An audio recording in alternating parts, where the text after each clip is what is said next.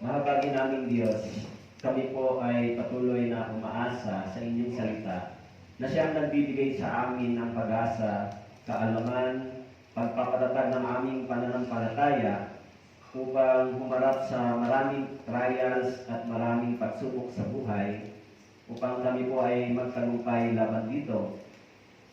Kaya maraming salamat po sa ibinigay niyo sa aming salita na kami ay magtatagumpay kung kami ay nakay Kristo. Tulungan niyo po kami sa araw na ito na maipahayag ang inyong salita, Panginoon, sa aming kalagitnaan. Bigyan niyo po kami ng pagkain spiritual at salita na nagmumula sa inyong bibig at pakigamit ninyo ang labi ng inyong lingkod at pakilinis upang ang salita ng Diyos ay dumaloy sa amin. Dumadalangin po kami sa patuloy na nakikinig ng mensaheng ito, maging sa mga nasa YouTube na nakikinig, Panginoon, sa iba't ibang lugar na mga brothers and sisters. Gamitin niyo po yung salita upang tumatag ang kanilang pananampalataya. Sa mga brothers and sisters na dumadaan din po sa panghihina, pag-alilangan, kawalan ng gana sa salita ng Diyos. Tulungan niyo po sila, Panginoon, na magkaroon ng malinaw na realization kung gaano kahalaga ang ibinibigay ninyong salita sa amin. Kaya sa araw na ito, pagpalain niyo po ang salitang ito sa aming kalagitnaan. Purihin po kayo. Ito po ang aming dalangin sa pangalan ni Jesus. Amen. Okay? So, kung may Bible po kayo, buksan po ninyo sa 2 Corinthians chapter 5, verse 17. So, sa tingin ko yung topic last Sunday ay hindi ko natapos. Mahaba na, pero hindi ko pa rin natapos. Kaya, ipagpatuloy natin yung pag-aaral ngayon. So, itong isang talata ay ating paghinay-hinayin at ating himay-himayin kung anong aral ang maituturo sa atin sa 2 Korinto, Kabanatang 5, Talatang 17. Okay po? 2 Corinthians chapter 5, verse 17. Okay, kung nandyan na po kayo, sundan nyo lamang po at babasahin ko po para sa inyo. Okay? 2 Korinto, Kabanatang 5, Talatang 17. Kaya kung ang sino man ay na kay Kristo, siya'y bagong nilalang. Ang mga lumang bagay ay lumipas na. Tingnan ninyo, ang lahat ay naging bago. Okay? So ito po ay pinag-aralan natin nung last Sunday, yung mga talatang ito mula verse 14. No? Yung pag-ibig ni Kristo ang umihimok sa amin. Sabi po rito, sapagkat kami ay lubos na naniniwala na ang isa ay namatay para sa lahat, kaya ang lahat ay namatay. Okay? Actually, yung verse 17 ay conclusion ni Pablo mula doon sa verse 11 hanggang verse 16. Kaya pagdating doon po sa verse 17, sinasabi niya, sa English version, sinabi niya, therefore, or sabi niya rito, kaya, kung ang sino man. Okay? Ibig sabihin, pagdating sa verse 17, ano ba yung conclusion ni Paul na sinasabi dito na ang pag-ibig ni Kristo, si Kristo ay namatay para sa akin, at ako rin ay namatay para kay Kristo. Sabi po rito, kaya kung ang sino man ay na kay Kristo. Okay, sa verse 17. Ang sino man na kay Kristo. So kung titignan natin yung salitang yon, maaaring may mga taong wala kay Kristo. Tama po? Sabi nito, kung ang sino man ay na kay Kristo. So maaaring may mga taong wala kay Kristo. Maaaring naniniwala sila kay Kristo, pero wala silang kinalaman sa mga purpose at layunin ni Kristo. Kaya sabi ni Pablo, therefore, if anyone is in Christ, or kaya kung ang sino man ay na kay Kristo. Alam niyo po, medyo mabigat yung salitang kung ang sino man ay na kay Kristo o ang taong wala kay Kristo. Alam ba natin kung nasaan si Kristo? Alam ba natin kung kailan babalik si Kristo? Alam ba natin kung bakit kailangan tayo ay na kay Kristo? Actually, pag sinabi natin na kay Kristo, ang tinutukoy dito, tayo ay panig sa Diyos at tayo ay kasama ng Diyos at tayo ay sumasama sa Diyos. Kasi yung mga taong na kay Kristo, mayroong ano po, Espiritu ni Kristo. Doon sa Romans chapter 8 nakasulat na ang mga anak ng Diyos ay mayroong ano po, Espiritu ng Diyos. Siyempre, pag binanggit natin yung Trinity, God the Father, the Son, and the Holy Spirit, mayroong isang Diyos sa tatlong persona. Kung tayo ay na kay Kristo, ang banal na Espiritu ay nasa atin at ang Diyos ay sumasa atin. Kaya binanggit doon sa Isaiah chapter 7 verse 14. Binabanggit doon Emmanuel, God be with us. Di ba? Kaya binanggit dito, ano-ano ba yung mga bagay na maaaring benepisyo ng tao na nakay Kristo? First, kung tayo ay nakay Kristo, yung ating future, mayroon tayong security sa ating future.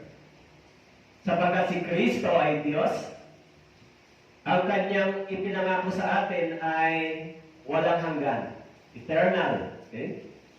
Pangalawa, kung tayo po ay nakay Kristo, because of the sin, yung judgment na dapat ay para sa atin, ito po ay tinanggap ni Kristo. Kaya tayo ay nakay Kristo.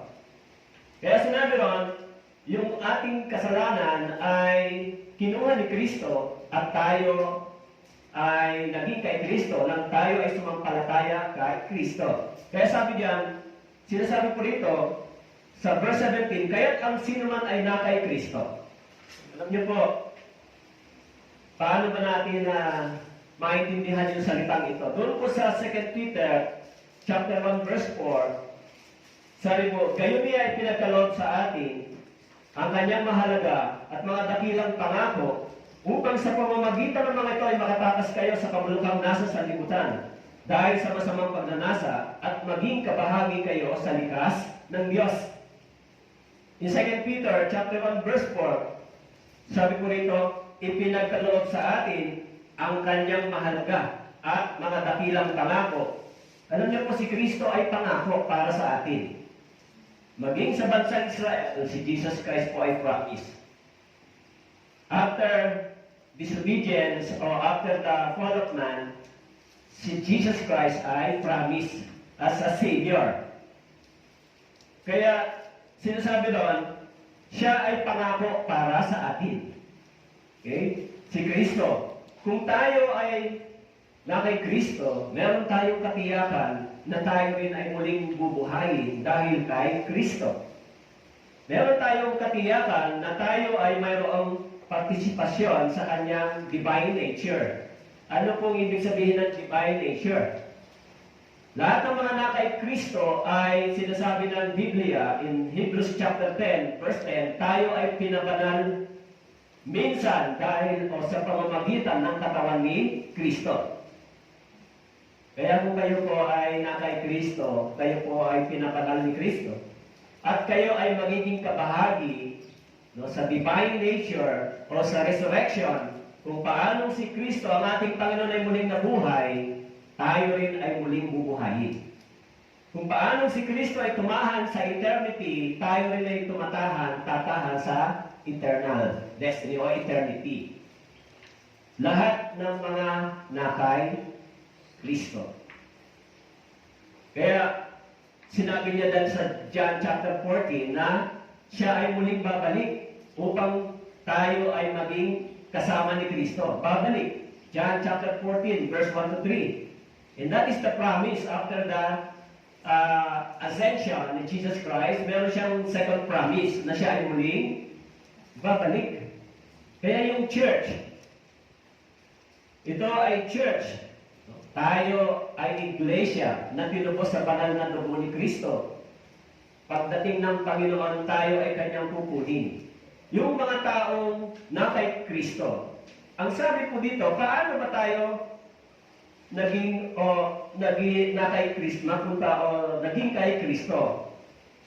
Doon po sa verse 18, mababasa natin yung sagot. Sa 2 Corinthians chapter 5 verse 18. Okay? Sabi po, lahat ng ito ay mula sa Diyos. Lahat ng ito ay mula sa Diyos. Kung tayo ay naging kay Kristo, ito ay dahil sa gawa ng Diyos. Sinabi po rito, tayo'y pinagkasundo niya sa kanyang sarili sa pamamagitan ni Kristo at ibinigay niya sa amin ang ministeryo ng pakikipagkasundo. Bakit po ginamit yung salitang pakikipagkasundo o reconciliation? Kasi sinabi ko po sa inyo nung Sunday, violate natin yung Ten Commandments, yung law. We violated the law. Kaya dahil sa tayo ay nag-violate sa law, sa batas ng Diyos, dapat tayong managot sa batas ng Diyos. Lahat ng mga nag-violate sa batas ng Diyos ay dapat tumanggap ng judgment, punishment, galing sa Diyos. Dahil yung batas ng Diyos ay nagdidemand ng judgment, nagdidemand ng punishment because of sin, di ba? Kaya sinabi diyan, tayo ay ipinagkasundo ni Kristo sa Diyos. Kaya sinabi po rito, siya ay naging tagapamagitan para sa atin. Kaya sabi diyan, kung tayo ay na kay Kristo, tayo po ay nasa Diyos. Okay? Hindi mo pwedeng ang tao ay naniniwala sa Diyos pero hindi naniniwala kay Kristo. Kasi si Kristo ay larawan ng Diyos. Si Kristo ay, bagamat siya ay tao, subalit siya ay may katangiang Diyos sa kanyang panloob na katangian. Yung kanyang inner being ay tinatawag na divine nature. Okay? Ibig sabihin, hindi lang siya tao, bagamat siya namuhay na parang isang tao, subalit yung kanyang katangian bilang isang Diyos ay nasa sa kanya rin. Kaya nandun po nakasulat sa John chapter 1, verse 14, naging tao ang salita. Kaya kung tayo ay na kay Kristo, ang salita ng Diyos ay dapat nasa atin din, at tayo din ay dapat lumalakad dito na kasama ni Kristo, kasama ng Diyos. Kaya yung mga Kristiyano, yung mga born again, dapat hindi natin yan malimutan. Kung tayo ay naligtas, hindi na tayo nabubuhay para sa ating sarili. Nabubuhay na tayo para kay Kristo. Nung araw, bago po tayo naligtas, nabubuhay tayo para sa ating sarili. Wala tayo kay Kristo. Kaya wala tayong kinalaman doon sa mga bagay kung ano yung plano ni Kristo. Okay? Kaya doon po sa Ephesians chapter 2 verse 10, sabi po ron, sapagkat tayo kanyang pinakamahusay na gawa, na nilalang kay Kristo Jesus para sa mabubuting gawa, na inihanda ng Diyos ng una pa upang siya nating lakaran. Sapagkat tayo kanyang pinakamahusay na gawa, na nilalang kay Kristo Jesus para sa mabubuting gawa. Kaya, yung salitang tayo ay na kay Kristo, o ang sino man ay na kay Kristo, nilalang tayo sa bagong pagkatao. Sabi diyan, nilalang kay Kristo Jesus para sa mabubuting gawa. Kaya po yung mga Kristiyano, ang sabi po rito, tayo ay pinakamahusay na gawa na nilalang kay Kristo Jesus para sa mabubuting gawa. Actually, yung ating position, no, ay, nung tayo po ay na kay Kristo na, yung ating position ay nag-change. No? Sinabi ko po sa inyo, from sinner to the children of God. Diba? Kaya kung tayo po ay na kay Kristo, mayroon po tayong bagong posisyon, mayroon tayong bagong pagkatao, mayroon tayong bagong gawa, mayroon tayong bagong paisip. Kaya yung mga totoong na kay Kristo, alam niyo po, kung totoong tayo ay na kay Kristo, may kahulugan din dyan na tayo ay ligtas na, tayo ay born again na, yung ating desire, yung ating purpose, yung ating layunin ay hindi na lang para sa makasanlibutang ito. Hindi na lang para sa pangangailangan ng ating katawan. Okay? Dahil tayo ay na kay Kristo, kaya sabi po doon sa John chapter 14 verse 20, sa araw na yon ay malalaman ninyo, ako'y nasa aking Ama, at kayo nasa akin, at ako'y nasa inyo. In John chapter 14, verse 20. Sa araw na yon, ay malalaman ninyo, ako'y ako'y nasa aking Ama. At kayo'y nasa akin, at ako'y nasa inyo. Kaya, sinasabi ni Jesus Christ, malalaman ninyo sa araw na yon na kayo'y nasa akin at ako'y nasa inyo. Hindi nyo ba nalalaman na si Kristo ay nasa inyo? Kaya sinabi ni Pablo sa mga taga-Korinto, hindi nyo na ba nalalaman na kayo ay templo ng banal na Espiritu? Ang Espiritu ng Diyos ay nasa sa inyo. Ibinigay sa atin yung Espiritu ng Diyos pagkatapos ng ating kaligtasan. Pagkatapos ng ating pananampalataya. Kaya yung Espiritu ito ay tinatawag na unang deposit sa atin para sa assurance. Para sa katiyakan na tayo ay na kay Kristo sapagkat yung Espiritu ni Kristo ay nasa atin. Kaya sinasabi ron, ang lahat ng mga anak ng Diyos ay pinapatnubayan ng Espiritu ng Diyos. Kaya po, yung mga born again, Christian, o yung mga taong naligtas, mayroon silang pagnanais para kay Kristo. Yung salita ng Diyos ay dati ito ay walang halaga sa kanila.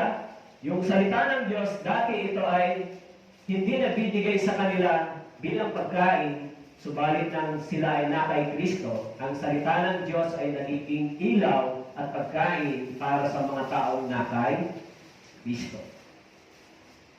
Pero sinasabi po dito na kaya ang sino man ay na kay Kristo, doon sa John chapter 15 verse 5,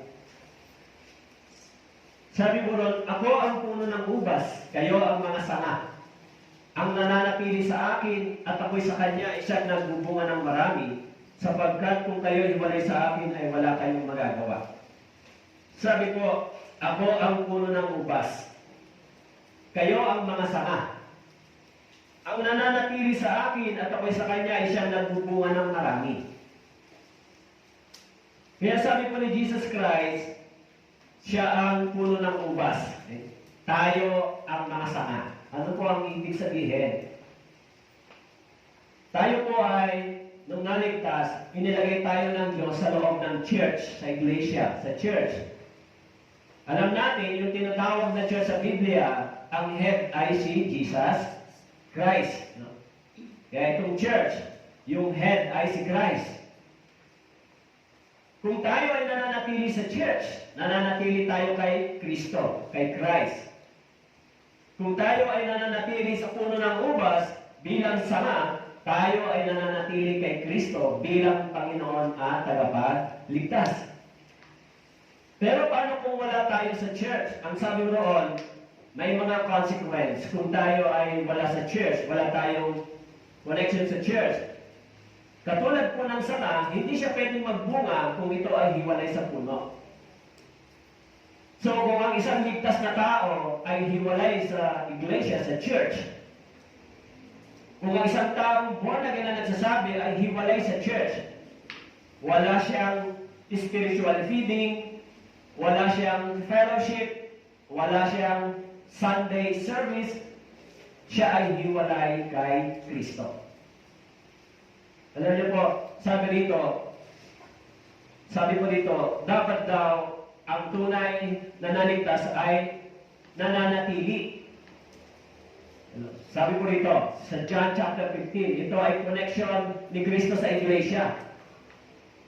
Sabi diyan, ang nananatili sa akin at ako'y sa Kanya. Kaya kung tayo ay naligtas, dapat tayong manatili saan? Sa iglesia, sa church. Kaya binanggit doon sa Acts chapter 3, o chapter 2, binanggit doon na ang bawat naliligtas ay idinadagdag ng Panginoon sa iglesia, sa church. Acts chapter 2, verse 47. Ibig sabihin, idinagdag ng Diyos sa loob ng church. Hindi ka pumunta sa church, ikaw ay idinagdag bilang bagong silang na sanggol sa espiritual na kapanganakan. Dapat ito ay maintindihan po ninyo. Alam po ninyo, kasi yung problema sa mga Kristiyano, pagdating sa pagkaintindi nila sa connection nila sa church, ano ba yung church? Bakit ba ako kailangan nasa church? Bakit ba ako kailangan nagsisimba ng linggo? Bakit ba ako kailangan nakikinig ng salita ng Diyos? Sa totoo lang, ito yung isa sa pinakamahalagang aspeto ng buhay ng naligtas pagkatapos ng ating kaligtasan. Yung feeding, spiritually. Feeding. Kasi binanggit doon sa 1 Peter chapter 2 verse 2 na naisin ninyo, nasain ninyo yung spiritual na gatas. Hindi po literal na gatas, kaya ginamit yung salitang spiritual dahil meron tayong spiritual na pangangailangan. Yan yung sinasabi doon. Kung sinabing nasain ninyo yung gatas na hindi spiritual, yan na yung gatas ng pwedeng binibili sa palengke o sa market, sa grocery, o pwedeng gatas ng, o yung gatas ng ina, ng mother. Pero sinabi diyan, nasain ninyo ang spiritual na gatas. Iyan po ay salita ng Diyos. Bakit po? Sapagkat tayo ay na kay Kristo, tayo ay binigyan ng bagong pagkatao. Sabi diyan, kung tayo ay na kay Kristo, tayo ay bagong nilalang. Sabi doon sa verse 17, kung ang kaalaman natin sa salita ng Diyos ay mababaw, kung hindi natin naintindihan kung gaano kahalaga yung church, kung gaano kahalaga yung church para sa atin, so yan po ay pagwawalang bahala lamang po ng mga nagsasabing Kristiyano. Importante ba yung church? Ito bang salita ng Diyos ay importante sa atin? Importante po ba sa inyo yan? Kung yan ay hindi po ninyo naiintindihan ng malalim, no? Yung pag-aunawa natin sa church, bakit ba kailangan ako pumunta sa church? Bakit ba kailangan every Sunday, Wednesday, sumama ako makinig ng salita ng Diyos sa church? Actually, hindi naman yung building ng church. Yung church ay mga grupo ng mga naligtas sa banal na dugo ng Panginoon. Kung hindi po mahalaga yung pagtitipong ito, kung hindi mahalaga yung church, kung hindi mahalaga tayo ay na kay Kristo at tayo ay dapat magtipon, alam niyo po sa Biblia, pag binasa po natin, nagsimula yung pagtatayo ng church sa aklat ng mga gawa. Laging ang mga mananampalataya ay nagtitipon. Actually, yung pagtitipon nila every day. Hindi po once a week. Hindi po twice a week. Every day silang nagsasama-sama. Kung nabasa ninyo yung Book of Acts, nang pinasisimulang itayo yung church, yung kanilang pagtitipon ay every day. Nagsasama-sama sila. Buti nga sa atin, hindi na ako everyday. Di ba? Yung pattern ng ating activities ay nakapattern sa Roman Catholic. Siyempre, bakit tayo nagtitipon ng linggo? Ito yung araw na walang trabaho. Kung tutusin, hindi naman talaga nakasulat sa Biblia yung araw ng linggo na dapat tayo magtipon. Ito lang yung pinili, pinagkaisahan. Bakit po? Kasi kung linggo ngayon, halimbawa, linggo ngayon sa Pilipinas. Sa ibang bansa ba, ay linggo din? Sa Amerika, ngayon ay Saturday. Tama po? Pero, mahalaga yung pagtitipon ng mga Kristiyano. Dahil binabanggit doon, kung tayo ay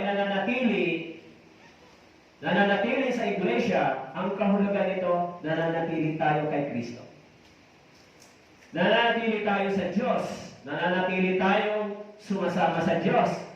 Kaya minsan, dapat maintindihan natin na sino ba ang nangangailangan sa Diyos? Halimbawa, dito sa church, sino ang nangangailangan sa church? Tayo ba o ang church? Ang ibig kong sabihin, sino ba ang nangangailangan ng salita ng Diyos at ng church? Ang Diyos ba o tayo? Actually, tayo ang nangangailangan sa Diyos at nangangailangan sa church para sa spiritual feeding.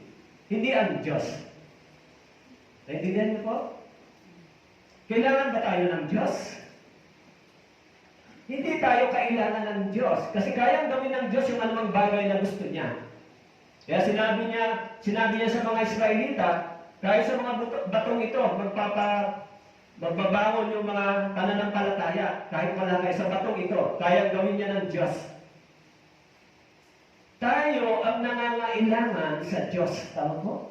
Tayo ang nangangailangan sa church, sa spiritual feeding, kaya tayo nandito. Hindi tayo ang kailangan ng Diyos. Kaya, minsan, no, yung mga Kristiyano, bakit natin kailangan ipagwalang bahala yung pangangailangan nating spiritual para makakuha tayo sa Diyos? Hindi naman ang Diyos ang nangangailangan sa atin eh. Tayo ay nangangailangan saan? Sa Diyos. Yan ba ang tama? Kaya tayo nandito dahil nangangailangan tayo sa Diyos. Naglilingkod tayo sa Diyos. Ninanais natin yung salita ng Diyos kasi sinabi ron, yung salita ng Diyos ay spiritual na gatas na ipinagkakaloob ng Diyos sa atin. Kaya sinabi, si Jesus Christ ay ang ulo ng iglesia at tayo ay katawan. Bahagi. Kaya sinabi diyan, kung ang sino man ay nakay Kristo. Kung ang sino man ay nakay Kristo. Kaya, dapat maintindihan natin, nakanino na ba ako ngayon? Kaya sinabi ron, kung tayo ay nabubuhay, hindi na tayo nabubuhay para sa ating sarili. Tayo ay nabubuhay na rin para kay Kristo. Sapagkat yung buhay na ito ay hindi na natin sarili pag-aari. Kung tayo ay naligtas, ang layunin na ng buhay natin na natitira ay para na lang kay Kristo. Para na lang sa Diyos. Hindi naman para sa atin. Kaya sinabi niya rito, kung ang sino man ay nakay Kristo, kung tayo ay nakay Kristo, ang sabi po roon sa Romans chapter 8 verse 1, ngayon wala nang kahatulan sa mga nakay Kristo Jesus. Sabi, kung tayo ay nakay Kristo, wala nang kahatulan sa mga nakay Kristo Jesus. Anong ibig sabihin ng wala nang kahatulan? Hindi na tayo hahatulan ng Diyos dahil sa ating mga paglabag, dahil sa ating mga pagsuway. Hindi na napupot ang Diyos sa atin dahil sa ating mga pagsuway at paglabag, sapagkat si Kristo ay tumanggap ng kahatulan para sa atin. Para sa iyo. Tumanggap si Kristo ng kahatulan. Kaya sabi diyan, ngayon wala ng kahatulan sa mga nakay Kristo. Anong ibig sabihin ng wala ng kahatulan? Hindi na ako tatayo sa hukuman ng Diyos para ako ay mahulog sa impyerno. Wala nang hakal pa para sa akin, para dun sa aking mga kasalanan ng pagsuway na maaari magdala sa akin sa kapahamakan. Tapos na yung judgment ko sa pamamagitan ni Kristo. Yan po yung mga taong na kay Kristo. Paano yung mga wala kay Kristo? Sinabi ron, yung lahat ng mga wala kay Kristo, ibig sabihin, wala silang koneksyon para kay Kristo. Sa pagdating ng Panginoon, lahat sila ay hindi kasama sa upunin ni Kristo. Okay? Kaya sinabi po roon, ngayon wala nang kahatulan sa mga nakay Kristo Jesus. Alam niyo po, yung salitang wala nang kahatulan ay good news. Ang ibig sabihin, ang kaluluwa ko ay hindi na mapapahamak pa sa impyerno. Dahil ako ay nakay Kristo. Dahil ako ay sumampalataya kay Kristo. Kaya sinabi po dyan, wala nang kahatulan sa mga nakay Kristo. Kaya John chapter 3 verse 18, ang sumasampalataya sa Kanya ay hindi hinahatulan. Ang sumasampalataya sa Kanya ay hindi hinahatulan. Kaya kung yan po ay naiintindihan natin na tayo ay nakay Kristo at tayo ay wala na sa kahatulan ng Diyos, tayo ay nasa ilalim na ng biyaya ng Diyos, nabubuhay na tayo sa ilalim ng biyaya ng Diyos. Kaya minsan iniisip ko, sana dumating ang Panginoon habang nagpipreach ako.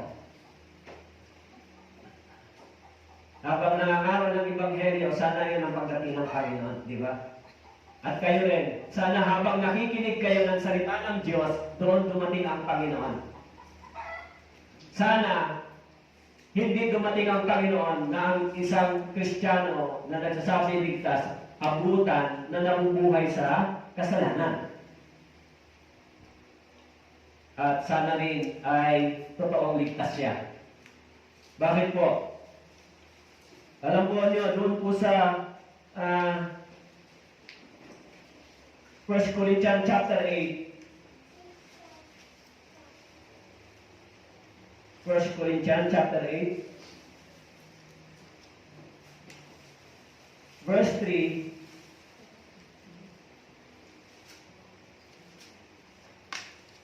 Sabi po dito, subalit kung ang sino man ay nagmamahal sa Diyos, ang taong ito ay kilala niya. Subalit kung ang sino man ay nagmamahal kay Kristo, ang taong ito ay kilala niya. Kung ang sino man ay nagmamahal sa Diyos, ang taong ito ay kilala niya. Kaya, sa loob ng church, di ba? Hindi pwedeng magkaroon ng fake na born again. Hindi pwedeng magkaroon ng pretender. Dapat sa church, matiyak natin na yung kaligtasan natin ay secure. Tama. Bakit po? Dahil sinasabi dito, yung mga tunay na nagmamahal kay Kristo ay kilala ni Kristo. Kasi, mga brothers and sisters, no? Hindi dapat masayang yung panahon na ibinibigay ninyo para sa Diyos.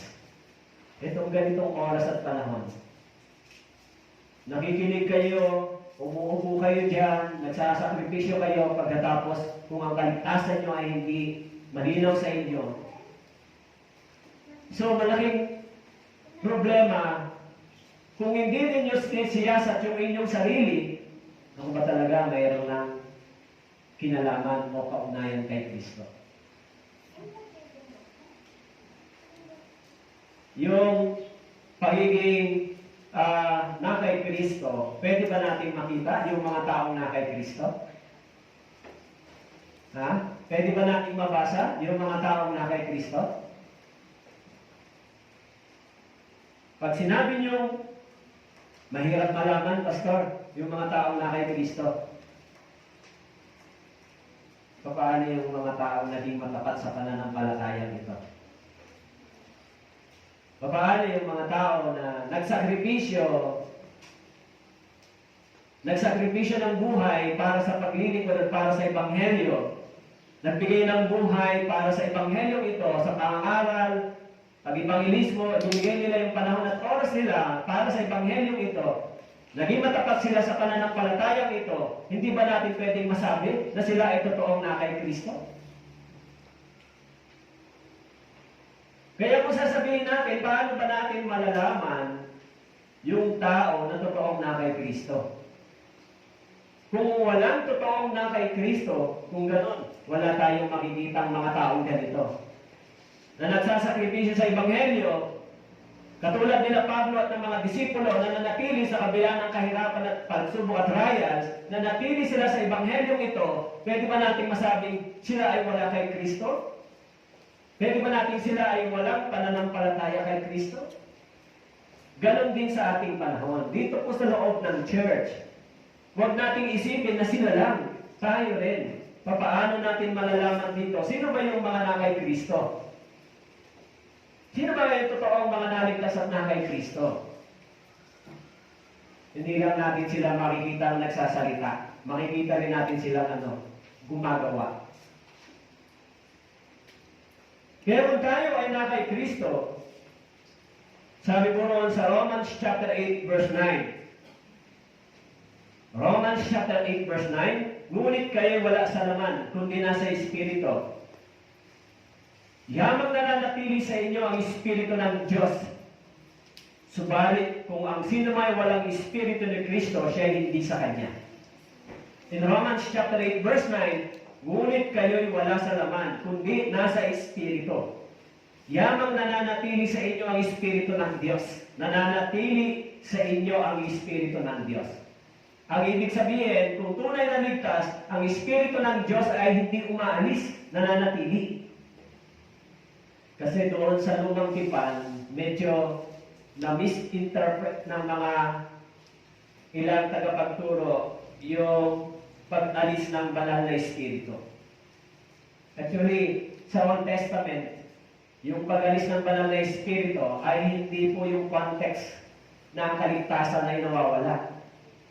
Kaligtasan ay nawawala dahil ang Espiritu ay umaalis.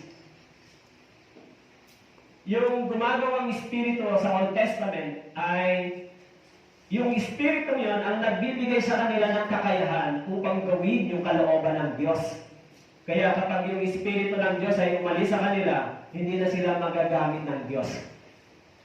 Yan yung context in the Old Testament. Pero it doesn't mean na umalis yung espiritu sa kanila, hindi na sila ligtas. Hindi po ganon. Si Haring David, nang siya po ay nagkasala ng murderer, adulterer, ano ang sinabi niya? Huwag mong alisin sa akin ang kagalakan ng aking kaligtasan. Ang ibig sabihin, dahil sa kanyang kasalanan, sinabi niya, hindi niya sinabing huwag mong alisin sa akin ang espiritu ng kaligtasan. Huwag mong alisin sa akin ang espiritu ng kagalakan dahil sa aking pagkakasala. Kaya yung espiritong ito, sinabi dito po sa Romans chapter 8 verse 9, ay nananatili sa atin. Kasi may mga Kristiyano na kahit hindi po nila ginagawa yung kalooban ng Diyos, ang espiritu ng Diyos ay nananatili sa kanila.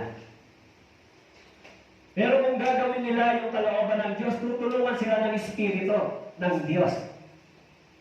Walang mahirap para sa kanila. Kung naisip nila, ng espiritu ng Diyos ay tumutulong sa akin, dahil siya ay nananatili sa akin. So, yung espiritu ito, nagbibigay ng lakas sa atin para gawin yung kalooban ng Diyos.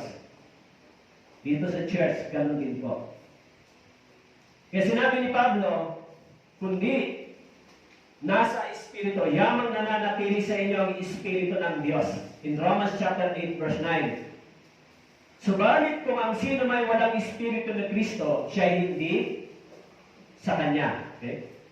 Subalit kung ang sino man ay walang espiritu ni Kristo, siya hindi sa Kanya. Kaya sinasabi ni Paul, kahit ang sino man ay na kay Kristo, siya ay kay Kristo, siya ay para sa Diyos, at siya ay sa Diyos.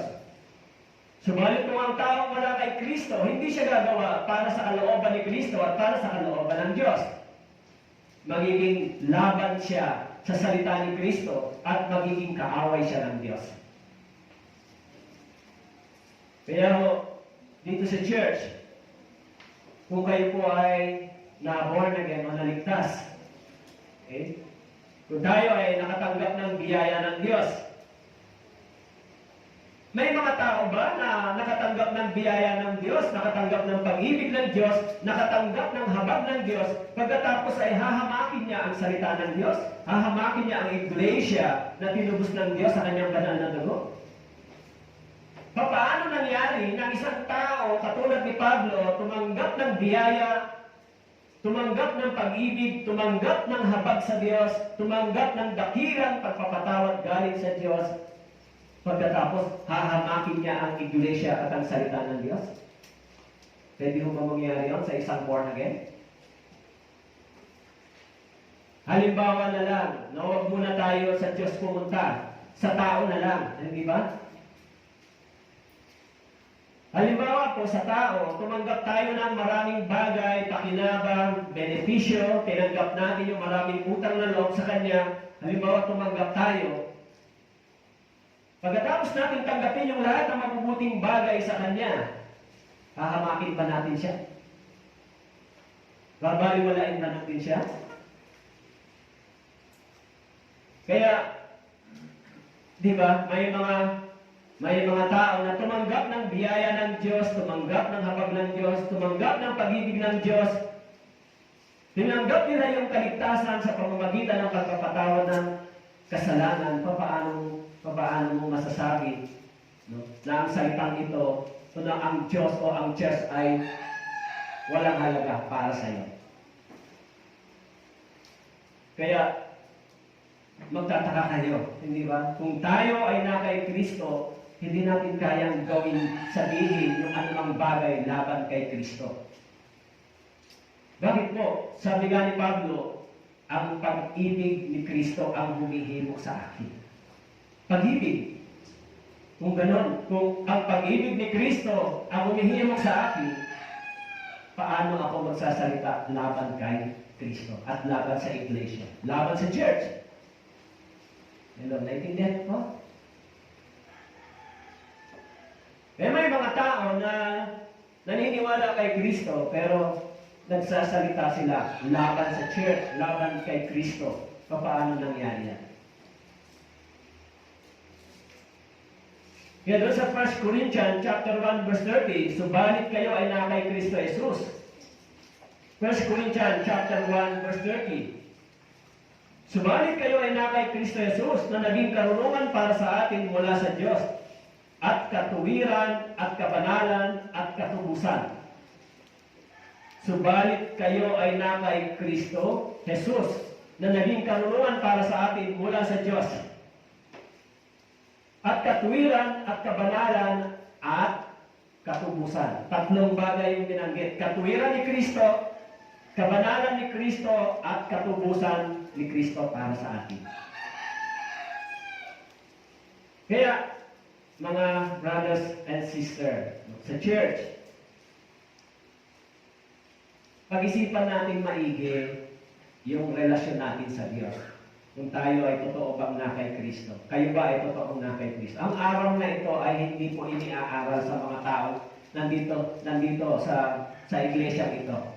Sa Corinto. Ang araw na ito ay iniwan sa atin ni Kristo. Ipinangaral ni Paul sa iglesia at ipinangangaral sa atin. Nagiging aral sa atin. Sa loob ng church, sa iglesia. Ito ay aral para sa atin, para sa inyo at sa akin, aral. Ito po yung iniwan sa atin. Dapat tayong matuto sa loob ng iglesia kung maintindihan natin gaano pa kahalaga sa atin ang church, ang salita ng Diyos. Kasi, alam niyo po, yung mangyayari sa pagdating ng Panginoong Yesus. No, hindi siguro ma-imagine ng mga tao. Ano ba talaga yung mangyayari pagdating ng Panginoon? Sa pagdating ng Panginoon, magsasara yung pangangaral ng Ebanghelyo ito. Kaya sinabi doon sa Amos, darating ang araw na magkakaroon ng tagutom, hindi tagutom sa pagkain, kundi tagutom sa salita ng Diyos. Ang ibig sabihin, darating ang panahon na ang pangangaral ng Ebanghelyong ito ay matatapos din. Matatapos din. Hindi laging merong ganitong linggo. Darating ang araw, matatapos din ito. Hindi natin alam kung ngayon, bukas, mamaya, o sa darating na linggo, magkikita pa tayo. Kasi sinasabi ng Biblia, hinihintay na lang ng Diyos makumpleto ang bilang ng mga Gentil. Hindi natin alam. Walang nakakaalam. Kaya kung bakit panahon na pinalalagpas ng tao yung ganitong pakikinig at pangangaral, ano po yung kalagayan nila sa paningin ng Diyos? Ang sabi nga sa Biblia, nagtitipon sila ng puot ng Diyos. Hindi nirarangan ng tao, ano ba klaseng puot meron ng Diyos? Alam nyo, minsan narinig ko yun sa interview ng isang matalinong senadora. Hindi daw siya maniniwala sa impyerno hanggat hindi niya ito nakikita. Kasi may paniniwala sila is to see, is to believe. Alam niyo po, yung paniniwala yan ay it is a deception sa mind ng tao pagdating sa usaping spiritual. Bakit po?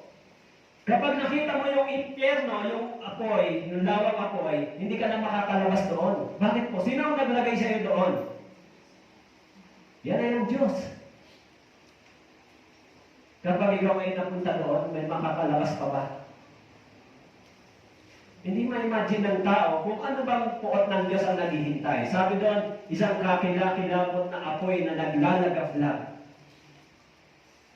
Kung meron nga mga huge fire sa South Carolina, sa iba't ibang bansa sa states, no? Yung huge fire, wildfire. Hindi nila kayang patayin ng mabilis. Kaya kung tayo ay na kay Kristo, dapat tayong manatili kay Kristo. Ang pananatili kay Kristo ay pananatili sa loob ng church, sa iglesia. Kaya, kung tutusin, ay yung mga hindi pa naliligtas, yung mga mahal sa buhay, Hindi nila ma-realize o hindi nila alam kung ano bang naghihintay sa kanila. Kaya tayo naman na tumanggap ng biyaya ng Diyos, tumanggap tayo ng pag-ibig at habag at biyaya ng Diyos, sinabi ng Panginoon, sinabi ni Pablo, huwag niyong walang kabuluhan yung biyayang yan. Huwag nating pabayaan o ipagwalang kabuluhan ang biyaya na ating tinanggap. Listening to the words of God, it is the privilege, it is the grace of God. Buti nga tayo may tenga na nakakarinig eh. Meron nga kaming miyembro na bingi. Alam niyo po, walang absent sa church yan kahit bingi. Pero kahit wala siyang pandinig, lagi siya nasa church. Sunday, Wednesday, lagi siya present. Kahit bingi siya. Buti pa siya, di ba? Kaya iniisip ko kung paano siya pag-ministeryoan, kaya lagi akong gumagamit ng projector sa kanya. Iniisip ko kahit pa paano maintindihan niya man lang ilang bagay. Pero maraming mga tao na may kakayanan gawin, makinig at umupo ng salita ng Diyos, hindi nila ito ginagawa. Bakit po? Listening to the words of God is a privilege. It is the grace of God na ibinigay sa atin. Bakit po? Itong Biblia, kapag kayo po ay nagbasa at umupo, hindi nyo maiintindihan kung ano lahat ng nandito. Ano po? Yung labor ng mga pastor sa church ay saliksikin ang Biblia, hanapin yung kahalagahan, hanapin yung meaning, yung interpretasyon, hingin sa Diyos, hanapin, alamin ano bang ibig sabihin nito, at ba ang ibig sabihin ng Panginoon ang na kay Kristo na ako, at ang ibig sabihin ng talatang ito, at ito ay ipaliwanag sa mga taong nakikinig katulad niyo. And that is the labor of the pastor. Labor ng mga manggagawa ng Diyos. Kayo po, kaya niyo bang gawin yan? Ha? Kaya niyo? Mag-aaral kayo ng 1 linggo para lang ibigay yan sa tao? Mahirap gawin, hindi ba? That is the labor. God's worker. Pero, sinasabi diyan na ang gumagawa lang nito ay yung mga taong nakay Kristo. Ibinigay ng Diyos. Kaya merong tinatawag na general calling tsaka specific calling sa Biblia. Yung general calling sa Biblia ay nakasulat sa Mateo chapter 11 verse 28. Ano po ang at saka doon sa Lucas chapter 5 verse 31 and 32. Sabi ron, yung general calling ng Panginoon para sa lahat ng tao ay tawagin sila saan? Para saan? Sa pagsisisi. And that is a general calling for all the sinner. Okay? A specific calling ay yung mga taong nagbiministeryo na binigyan ng gifts, binigyan sila ng mga gawain sa loob ng iglesia, sa church. Halimbawa ako, binigyan ako ng Diyos ng specific na pagkatawag sa pamamagitan nito, pangangaral ko ng Ebanghelyo. And this is my calling sa Panginoon. Ilan, nandiyan po kayo? Kaya kailangan may labor. Mag-labor sa pag-aaral, pagsasaliksik ng salita ng Diyos. Kaya doon po sa Galatians chapter 3 verse 28 to 29, ang sabi po, walang Hudyo o Griego, walang alipin o malaya, walang lalaki o babae, sapagkat kayong lahat ay iisa kay Kristo Jesus. At kung kayo'y kay Kristo, kayo ay mga binhi ni Abraham, mga tagapagmana ayon sa pangako. Sabi po, walang Hudyo o Griego, walang alipin o malaya, walang lalaki o babae, sapagkat kayong lahat ay iisa kay Kristo Jesus. At kung kayo'y kay Kristo, kayo ay mga binhi ni Abraham. Alam natin, meron pang ibang binhi si Abraham. Yan ay sa tinatawag na physical na aspeto. Yung bansang Israel ay binhi ni Abraham sa larangan ng tinatawag na descendant or physical aspect. Pero kung tayo ay na kay Kristo, tayo rin ay naging binhi ni Abraham.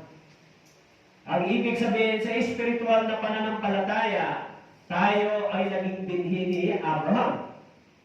Kaya sinabi ron, wala nang Hudyo o Griego. Maging yung mga tinatawag na Hudyo, bagamat sila po yung unang tumanggap ng Ebanghelyo, kung wala po sila kay Kristo, hindi rin po sila kabilang sa iglesia, sa church. Kaya sinabi po ron, wala nang Hudyo o Griego, ang lahat ay na kay Kristo, iisa kay Kristo. Kaya yung Hudyo at Griego ay naging isa kay Kristo at tinatawag po itong church. Kaya pag binasa po ninyo sa Ephesians, tinatawag itong iglesia o church.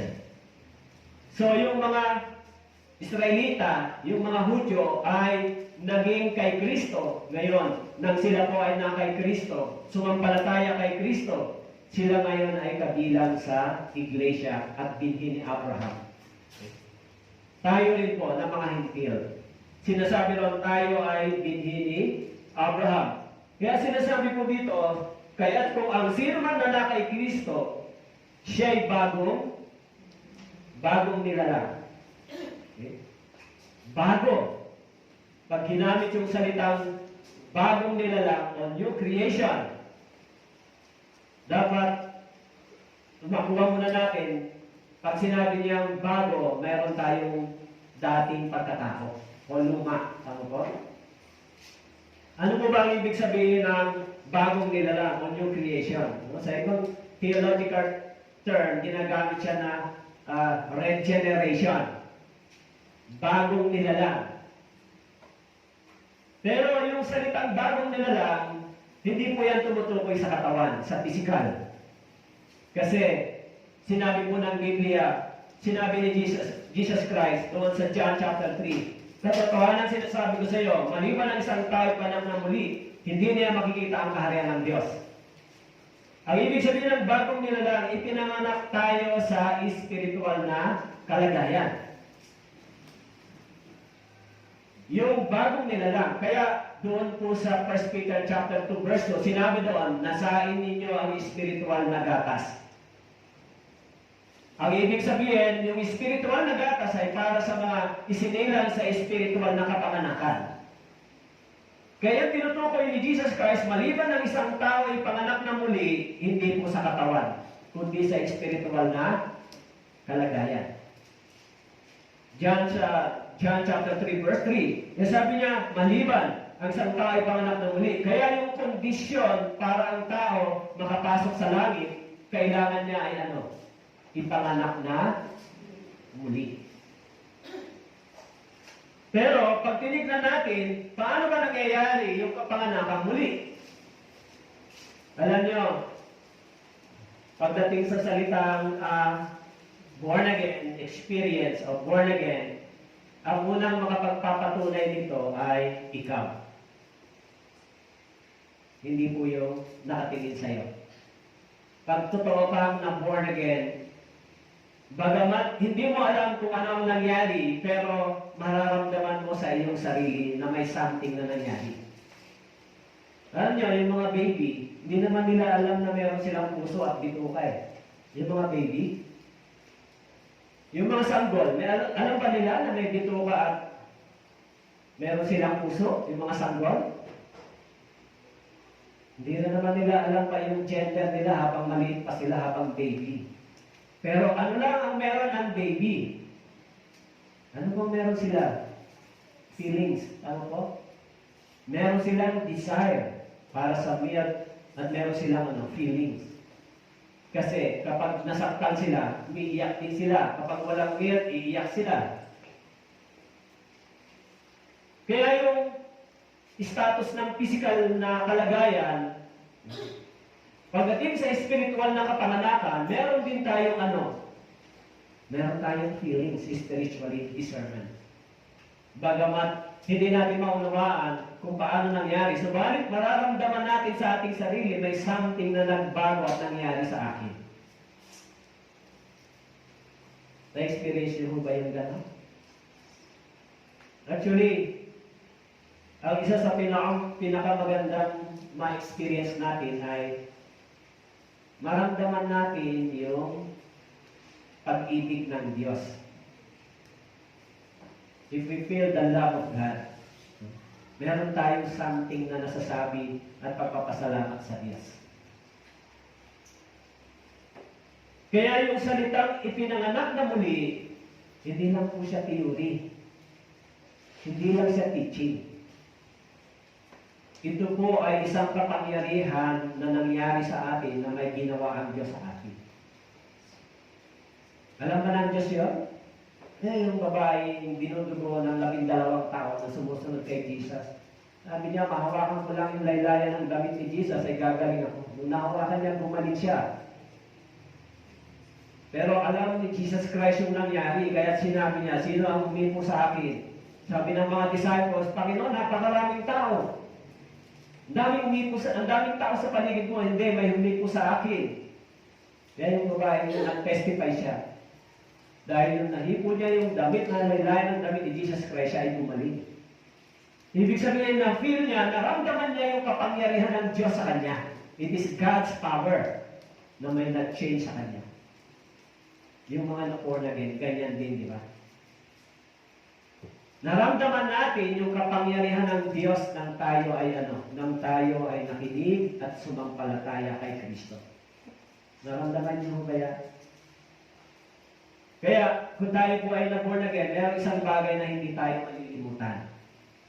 Kahit sa gitna ng kahirapan, problema, pagsubok at trials, ano po yun? Yung pag-ibig ng Diyos. We cannot forget the love of God. Kasi hindi yan sa physical na aspeto. Hindi mo yan mararamdaman sa sanlibutan ito. Mararamdaman mo yan. Yan ay dahil sa kapangyarihan ng Diyos. At hindi mo yan natanggap sa pamamagitan ng mga bagay sa sanlibutan ito. Yan yung experiential experience na meron tayo na hindi natin malimutan dahil sa tinanang buhay natin, hindi natin naramdaman yung bagay na yun, na tayo ay pinagaling ng Panginoon. Ano ibig sabihin pinagaling? Yung kasalanan natin ay Kanyang inalis. Kaya minsan magtataka ka sa mga taong nagsasabi na, ano ba naman church yan? Tapos nagsisimba sa church, nakikinig ng words of God. Ano ba naman church? Ganon ganito. Kaya sabi diyan, maliban ng isang tao, sabi diyan, siya ay bagong nilalang. Kaya doon po sa Titus chapter 3 verse 5, iniligtas niya tayo, hindi dahil sa mga gawa na ating ginawa sa katwiran, kundi ayon sa kanyang kahabagan, sa pamamagitan ng paghuhugas ng muling kapanganakan at ng pagbabago sa pamamagitan ng Espiritu Santo. Iniligtas niya tayo, hindi dahil sa mga gawa na ating ginawa sa katwiran, kundi ayon sa kanyang kahabagan. Kaya yung tax collector, sinabi niya sa Panginoon, Panginoon, mahabag ka sa akin na isang makasalanan. Please, have mercy on me. Kaya sinabi ni Jesus Christ, I desire mercy, not sacrifice. Kaya sinabi ng Panginoon, I desire mercy for you. Hindi yung mga gawa mo. Kaya nung hiningi niya yung habag ng Diyos, yung kapangyarihan ng Diyos ay kumuha sa kanya. Yung mga salitang ito ay hindi sinasabi sa mga taong wala sa Panginoon. Sinasabi yan sa mga taong na kay Kristo. Kaya, sabi ko roon, dahil sa kanyang habag, okay, tayo ay tumanggap ng kapanganakan sa pamamagitan ng Espiritu Santo. Okay? Kaya sabi roon, tayo ay bagong nilalang. New creation. Yung tinatawag na new creation ay, ito po ay yung isang dakilang bagay na gawain ng banal na Espiritu sa isang tao para tayong gawing bagong nilalang. Bagong nilalang, new creation. Kaya sabi roon, kaya ang sino mang na kay Kristo, siya ay bagong nilalang. Ang lumang bagay ay lumipas na. Bagong nilala. Bagamat hindi natin nalalaman kung paano tayo ginawa, subalit ito ay ating nararamdaman. Di ba? Kaya sinabi mo rin sa Ecclesiastes chapter 11 verse 5, kung paano hindi mo nalalaman, kung paano dumarating ang Espiritu sa mga buto, sa bahay bata ng babaeng nagdadalang tao, gayon mo hindi nalalaman ang gawa ng Diyos na lumalang sa lahat. Kung paano hindi mo nalalaman kung paano dumarating ang Espiritu sa mga buto, sa bahay bata, okay, ng babaeng nagdadalang tao, gayon mo hindi nalalaman ang gawa ng Diyos na lumalang sa lahat. Actually, maging yung baby sa womb ng kanyang mother, they do not know kung paano dumadating ang buhay sa kanya, sa tiyan ng kanyang ina. Alam din ba ng ina kung paano dumarating yung buhay sa tiyan ng kanyang baby? Pero, nararamdaman niya ito. Tama po? Nararamdaman niya yung buhay dahil ito ay gumagalaw sa loob ng kanyang tiyan. Kaya ganun din yung kapanganakan ng ating espiritu, ito ay ating nararamdaman. We feel God's love. Nararamdaman din natin kung paano tayo binago, kung paano tayo pinatawad, kung paano tayo tumanggap ng habag at biyaya galing sa Diyos. Kahit hindi natin nakikita ang Diyos. Kaya sabi niya, kung paano hindi mo nalalaman, kung paano dumarating ang Espiritu sa mga buto, sa bahay bata. Hindi natin alam kung paano nangyayari yan. Sabalit nararamdaman niya ng kanyang ina. Tama po? Tayo rin, bilang mga naligtas, bagamat hindi natin malaman kung paano ito nangyari, subalit ito ay ating nararamdaman sa ating puso.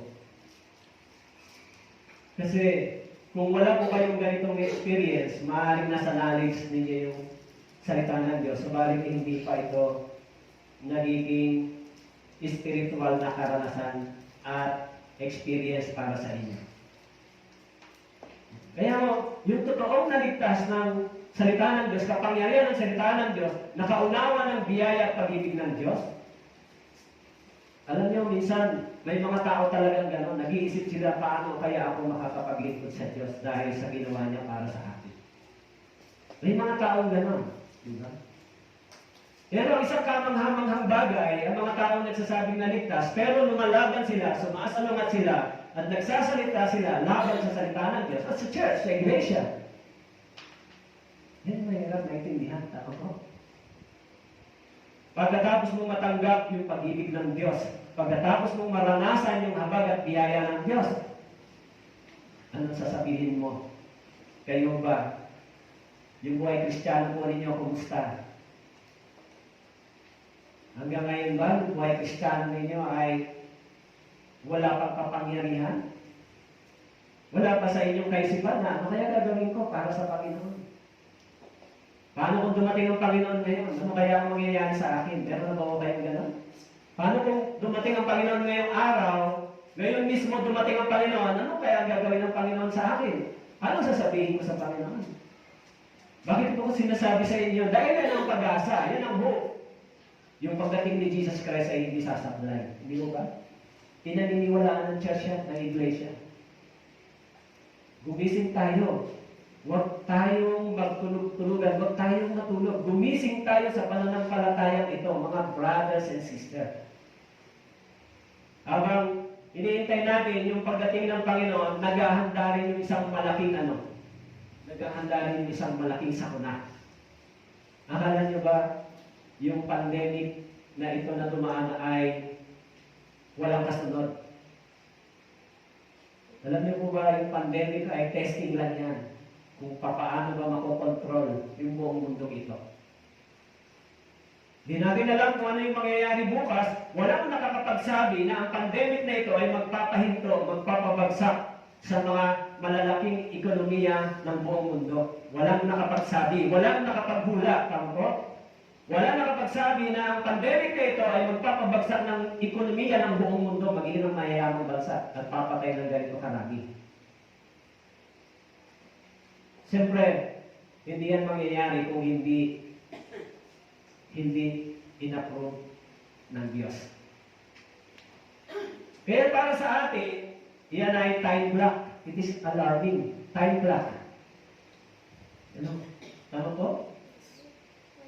Para sa ating mga ligtas, yan ay nagbabadya ng malapit nang dumating yung ating tunay na tagapagtubos. Yan yung mga mata natin, kung sarado pa, anong ginagawa natin habang paparating ang Panginoon, anong ginagawa ng mga nagsasabing, born again na pupunta sa langit, anong ginagawa natin habang nakikita natin ito? Kaya sinasabi daw, kung tayo ay na kay Kristo, tayo ay bagong nilalang. Anong ibig sabihin bagong nilalang? Meron tayong bagong destinasyon. Bago tayo nabuhay para kay Kristo, sabi doon sa Ephesians chapter 2 verse 3 and 4, tayong lahat ay dating nabuhay sa gitna ng mga ito, sa mga pagnanasa ng laman, na ating ginagawa ang mga nais ng laman at ng pag-iisip. Tayo na ay katutubong mga anak ng kapotan, gaya naman ng mga iba. Ngunit ang Diyos palibhas ay mayaman sa awa, dahil sa kanyang malaking pag-ibig sa atin, maging noong tayo mga patay sa pamamagitan ng ating mga pagsuway, binuhay niya tayo kay Kristo sa pamamagitan ng biyaya kayo naligtas. Sabi po rito, tayong lahat ay dating nabuhay. This is our old nature. Kaya nga sinabi lang, kung ang sino man ay na kay Kristo, siya ay bagong nilalang. Bago. Pero sabi rito, yung dating buhay natin, na buhay tayo sa pagnanasa ng laman, na ating ginagawa ang nais ng laman, pag-iisip, tayo mga katotoong mga anak ng kapuotan ng Diyos. Kaya binanggit dito, kung ang sino man na kay Kristo, siya ay bago. Bagong nilalang. Bago po, hindi luma. Bago. Kaya sabi diyan, sinabi po sa Ephesians chapter 2 verse 4, ngunit ang Diyos palibhas ay mayaman sa awa dahil sa kanyang malaking pag-ibig sa atin. Maging nung tayo mga patay sa pamamagitan ng ating pagsuway, binuhay niya tayo kay Kristo. Kung tayo ay na kay Kristo, tayo ay buhay na dahil kay Kristo. Ano pong ibig sabihin ng binuhay tayo? Binuhay tayo sa espiritual na kalagayan. Kaya minsan, nung nag-Bible seminar, laging nagpapasalamat yung dumadalo na pinagaling physical, di ba? Pero, ang mas malaking pasasalamat ng tao? Yung gumaling yung espiritu niya o yung katawan niya? Mas malaking pasasalamat ng tao yung gumaling yung kanyang espiritu. Bakit po? Kahit yung katawan natin gumaling, mabubuhay lang yan 5 to 10 years, 20 years, pero mamamatay pa rin. Pero yung kaluluwa natin ay gumaling. Ang ibig sabihin ng gumaling, napatawad tayo sa ating mga kasalanan, tumanggap ng biyaya, ng habag ng Diyos, ng pag-ibig ng Diyos, at naligtas yung ating kaluluwa for the eternal destiny, eternity, papasok sa eternity. So yan naman ay walang hanggang pasasalamat sa Diyos. Alin po ang mas masarap ipagpasalamat? Yung kaligtasan ng kaluluwa o kaligtasan ng katawan? Yung kagalingan ng katawan ay temporary lang, tama po. Pero yung kaligtasan ng ating kaluluwa ay pangwalang hanggan. Kaya lahat po ng mga naliligtas, araw-araw silang nagpapasalamat dahil sa kaligtasan ng kanilang kaluluwa. Kaya kung meron tayong Bible seminar, yan ay dahil sa pagliligtas ng kaluluwa. And Bible seminar po, hindi yan titigil. Bakit po? Habang may Bible seminar, lagi nagbibigay ang Diyos ng pagkakataon sa tao na makapasok sa buhay na walang hanggan. Yan ang purpose. Habang may Bible seminar, hindi po yan titigil hanggang pagdating ni Kristo. Dahil yung Bible seminar, ang topic ay para sa buhay na walang hanggan. Kaya please lang, sa darating na Bible seminar po sa November 8, magdala po kayo kahit na isang tao Bawat isa sa inyo, isang tao lang ang dalhin nyo, hindi po mahirap yun. Ilan kayo? Kung 30 kayo rito, isa-isang tao lang, meron kayong 30 madadala sa harapan ng Diyos. Bakit po? Kasi yan yung mission ng church. Yan ang mission natin. Dalhin yung ebanghelyo sa mga taong wala pa kay Kristo. Yan ang mission ng church. Yan ang mission nyo, di ba? Yan ang ating mission.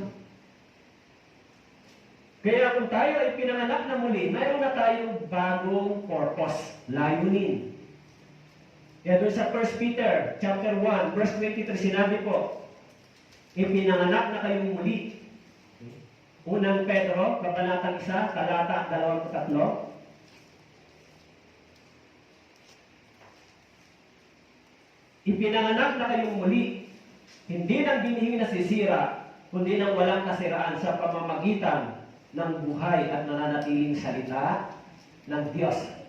Ipinanganak na kayong muli, hindi ng binhing nasisira, kundi ng walang kasiraan, sa pamamagitan ng buhay at nananatiling salita ng Diyos.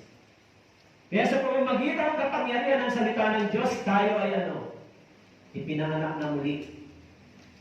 Ipinanganak na muli sa pamamagitan ng kapangyarihan ng salita ng Diyos. In 1 John chapter 2, verse 29, kung nalalaman ninyong siya'y matuwid, makakatiyak kayo ng bawat gumagawa ng katwiran na ipinanganak niya. Gumagawa ng katwiran na ipinanganak niya. Anong ibig sabihin ng ipinanganak niya? In 1 John chapter 2, verse 29, sabi diyan, makakitiyak kayo ng bawat gumagawa ng katwiran na ipinanganak niya. Sino po siya? Ang Diyos, ipinanganak sa espiritual na kalagayan. Kaya kung tayo ay pinanganak niya, ipinanganak sa espiritual na kalagayan, kung kayo ay pinanganak sa espiritual na kalagayan, kayo ay gumagawa sa katwiran ng Diyos at kabanalan ng Diyos. Kaya alam niyo po, iniisip ko kanina, nagmamanin sa may baba, nagdadrive ako, yung pagnanais ng Diyos. Kanina ko lang yan naisip kung paano, kasi lagi kong binabasa yung talata na 1 Timothy chapter 2 verse 4 na ang Diyos ay nagnanais na ang lahat ng tao ay maligtas at makarating sa pagkakilala ng katotohanan. Yan yung nais ng Diyos. Kaya, iniisip ko, itong nais ng Diyos ba ay nais din ng tao? Alam niyo po, yung nais din ng tao yan, yung mga ligtas. Pero, bagamat nais ng Diyos na ang lahat ng tao ay maligtas, hindi sila maliligtas. Ganon din naman, yung nais natin na lahat ng tao ay maligtas, maligtas yung anak, maligtas yung asawa, pamilya, maligtas yung mga kaibigan, kapitbahay. Bagamat gusto natin silang maligtas, hindi rin sila maliligtas. Lahat. Katulad ng pagnanais ng Diyos na lahat ng tao ay maligtas, hindi sila maliligtas lahat. Bakit po? Dahil hindi nila gustong pakinggan yung ebanghelyo ito. Kaya tayo din, may nais din tayo, maligtas sana sila, pero hindi sila naliligtas. Bakit? Sila mismo ang tumatanggi sa ibinibigay ng Diyos na pagkakataon sa kanila. Kaya, yung nais na yon ay nais din ng mga taong ligtas, hindi mangyayari din yung kaligtasan dahil sa mismong sila ang umaayaw at tumatanggi. Kaya mga brothers and sisters, tignan po ninyo lagi ko pa naman sinasabi na yung population ng mundong ito ay maaaring nasa mga 7 billion. Population ng Pilipinas, 110 million. Sa loob ng number, bilang na to, tayo ay tumanggap ng isang napaka-espesyal at napaka-halagang biyaya, yung kaligtasan ng ating kaluluwa. Bakit po? Siguro kung titignan ko yung sarili ko, ikukumpara ko sa iba, sa panlabas nilang anyo at gawain, baka mas karapat dapat sila. Maraming mga tao na mas mabuti at mas mabait kaysa sa akin. Maraming mga tao ang sa tingin ko ay mas qualified sila. Kung titignan natin yung panlabas nilang anyo, mas qualified sila kaysa sa akin. Pero bagamat ganon, maaaring hindi sila naghahanap ng habag at biyaya ng Diyos. Tayo, nakita natin yung habag at biyaya ng Diyos. Kaya hindi dahil sa ating kabaitan, di ba? Dahil hiningi natin yung habag at biyaya ng Diyos. Kaya sabi dyan, ipinanganak na kayong muli. Kaya sa 1 John chapter 3 verse 9, ang sino mang ipinanganak ng Diyos ay hindi patuloy na nagkakasala. 1 John chapter 3 verse 9, sapagat ang kanyang bini ay nananatili sa kanya, hindi siya maaaring magkasala sapagkat siya ay ipinanganak ng Diyos. Alam niyo po, sinabi dito, ipinanganak ng Diyos, hindi po ipinanganak ng tao. Pag sinabing ipinanganak ng Diyos, ang Diyos ay Espiritu. In 1 John chapter 3 verse 9, ang sino mang ipinanganak ng Diyos, ang ibig sabihin, hindi po yung ipinanganak ng tao, ipinanganak ng Diyos, ito po ay spiritual na ano po, kapanganakan. Kaya sabi diyan, hindi siya patuloy na nagkakasala, sapagat ang kanyang binhi ay nananatili sa kanya. Ano po yung binhi? Yan yung banal na espiritu na nasa atin. Maaari siya magkasala, subalit hindi siya nagpapatuloy. Yan ang ibig sabihin. Kaya sabi po, sapagkat hindi siya maaaring magkasala, sapagkat siya ay pinanganak ng Diyos. So, merong pagkakaiba yung pagtingin ng tao. Sa pagtingin ng tao, pag tayo ay nagkasala, tayo ay isang sinner pa rin. Sa paningin ng Diyos, pag tayo ay nagkasala, hindi tayo sinner. Still, we are the children of God. Naintindihan niyo po? Kung tayo ay nakagawa ng kasalanan, sinner na ba tayo sa paningin ng Diyos? Still, we are the children of God. Dahil yung position natin, pag nag-change from the sinner to the Son of God, hindi yan magpapalit kailanman. It is forever, yung salvation. Nasa atin yung Espiritu ng Diyos, nasa atin yung biyaya ng Diyos. Kung tayo ay magkasala, still, tayo ay hindi sinner sa paningin ng Diyos. Kaya, yung sabi ng Biblia, kapag ang mga anak ng Diyos ay nagkakasala, ano po ang ginagawa? Dinidisiplina, itinutuwid. Bakit po? Dahil nananatili tayo itinutuwid na anak. Dahil kung sinner ka, sa paningin ng Diyos, dapat mahulog ka saan? Sa impyerno.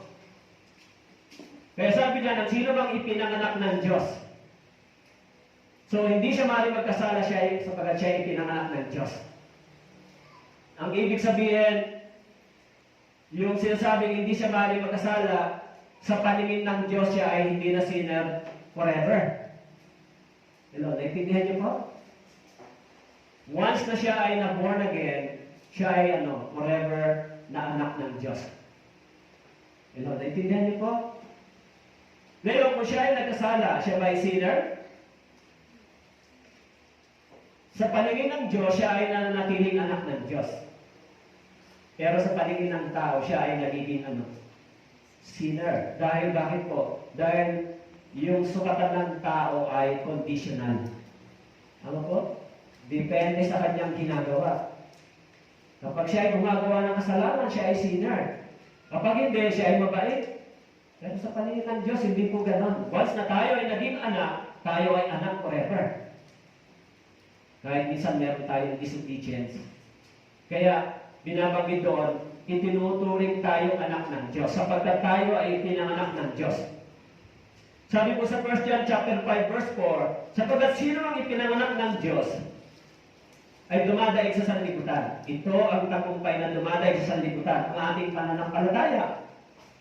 1 John chapter 5 verse 4, sabi diyan, sapagkat ang sino mang ipinanganak ng Diyos ay dumadaig sa sanlibutan. At ito ang tagumpay na dumadaig sa sanlibutan. Okay? So sabi diyan, ang sino mang ipinanganak ng Diyos, dumadaig daw po saan? Sa sanlibutan. Ang ibig sabihin, kaya nating tanggihan yung kasalanan, kaya nating i-defeat yung sin, kaya nating tanggihan ito. Kaya nating daigin at tanggihan ang alok ng sanlibutan ito. Kung tayo ay ipinanganak sa espiritual na kapanganakan. Kaya yung mga tunay na naligtas, meron tayong battle sa ating panloob na pagkatao. Tawag po. Yung katwiran at kabanalan ng Diyos, yung tinatawag na ibinigay sa atin, yung katwiran at kabanalan ng Diyos, at the same time, meron pa tayong katawan. Yung sinful nature ay nandito pa sa katawang ito. Hello, nandiyan po kayo? Kaya, minsan, no, yung sinful nature na yan ay nagiging problema natin. Di ba? Nahirapan tayo dahil dito. Minsan, lumalabas sa atin yung ganitong pag-ugali, yung ganitong nature.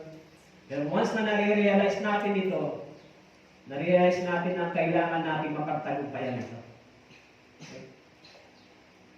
Kaya sinasabi dyan, ang sino mang ipinanganak ng Diyos. Kailan ba nangyari na ang tao ay maaaring ipinanganak ng Diyos?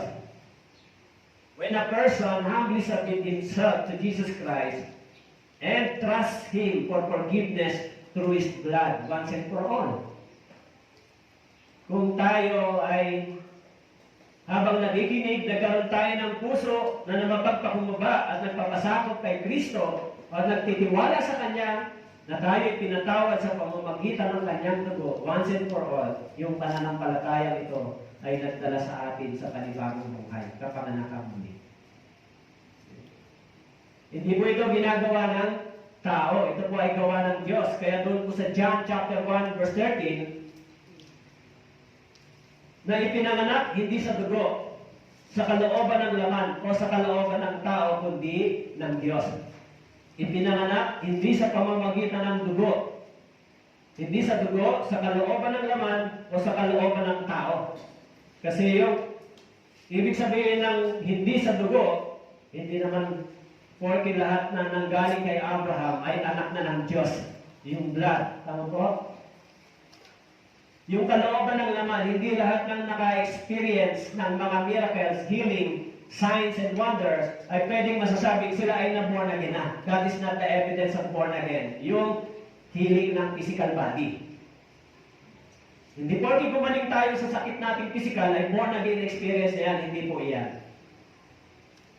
Yung experience natin sa kapanganakan ay na-realize natin na tayo ay pinatawad, tinubos ng dugo ng ating Panginoon mula sa lahat ng ating mga kasalanan. Kaya, yan po ay iniisip ng maraming tao, yung kalooban ng laman, na dahil na gumaling yung katawan nila, kaya inisip nila, yan ang born again experience, hindi po yan ang born again experience. Alam niyo po, minsan may mga tao gumagaling, milagro, minsan sa ospital, minsan sa ibang mga tao, nakakaranas sila ng miracle healing, pero hindi po yun yung katumbas na tinatawag na born again experience.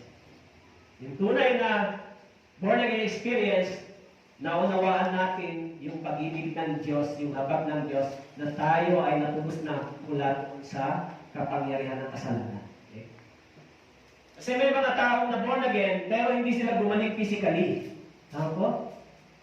Meron bang gano'n na born again, pero hindi sila gumaling physically? Kaya yung kagalingan physically ay hindi ebidensya ng pagiging isang born again. Born again experience. Okay? Kaya marami, yung mga tao, pag pumupunta sa church, naghahanap sila ng miracle, signs, and wonder. Kaya yung miracle, nag-lead sa kanila sa maling paniniwala. Kaya pag walang miracle, walang milagro, walang healing sa kanila, walang ginagawa ang Diyos.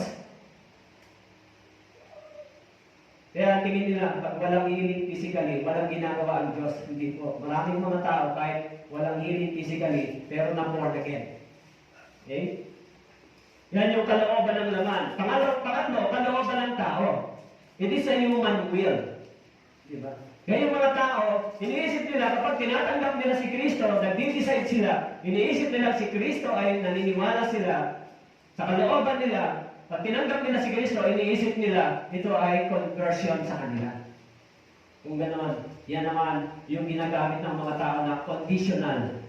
Kalooban ng tao, it is my will. Paano kung hindi ko desisyonan yan? It is my will. Ano yung will ko? Magdi-decide yung kalooban ko kung gusto ko o ayaw ko. Kaya yung mga false pastor, ang turo nila, sino ang gustong tumanggap kay Kristo? Kaya yung iba, magtataas ng kamay, tatayo, please come forward.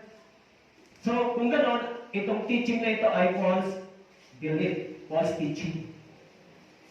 Nung nagtaas ka ng kamay, pumunta ka sa harapan, tinanggap mo si Kristo, ayan ba yung conversion ng born again experience? Hindi po.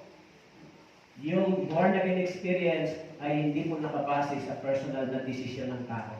Nasabi diyan, yung born again experience ay nakabase sa kalooban ng Diyos, nakasulat dito. At kailan yung mangyayari yung kalooban ng Diyos? Kapag ikaw ay ano? Pag ikaw ay sumampalataya at nakaunawa sa kapangyarihan ng Ebanghelyo ito. Yung Diyos mismo ang magbubukas ng iyong puso, katulad ni Lydia, habang siya ay nakikinig kay Pablo, binuksan ng Diyos yung kanyang puso na sumampalataya siya sa Ebanghelyong ipinangaraw ni Pablo. So, hindi siya nagdesisyon, hindi siya gumawa ng anumang bagay, nakikinig siya. Habang nakikinig siya, binuksan ng Diyos yung kanyang puso. Magiging yung mga disciples na naglalakbay sa Emmaus nung nakasabay nila si Jesus Christ, hindi nila kilala, binuksan ni Jesus Christ yung kanilang isipan upang makilala nila kung sino si Kristo. Tayo rin, habang nakikinig tayo sa Bible Seminar, kaya yung Bible Seminar ay pinakamagandang methods o sistema sa evangelism. Kasi nandoon lahat yung salita ng Diyos, yung ebidensya lahat. Okay? Kaya hindi tayo ipinanganak sa pamamagitan ng dugo, kalooban ng laman o kalooban ng tao. Pinanganak tayo dahil sumunod tayo doon sa standard, naniwala tayo sa pamantayan ng Diyos. Ano po ang pamantayan ng Diyos? Ang sabi po sa Galatians chapter 3 verse 26, ang pamantayan ng Diyos, ang sino mang sumampalataya kay Kristo ay nagiging anak ng Diyos.